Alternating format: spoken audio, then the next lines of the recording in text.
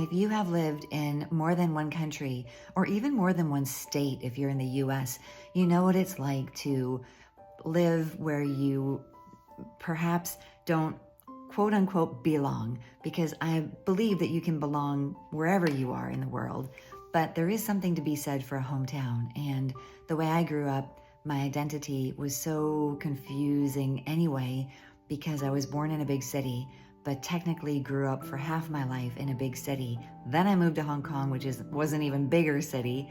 And so it was like, well, where am I really from? And I think that's an important question to ask ourselves is, where am I from? Where do you claim as your hometown? I'm always envious of people that have, they have a home they grew up in and they still have it. Their parents still live there and their parents are together and they know exactly where they're from, as opposed to people that live in different countries or may have traveled around.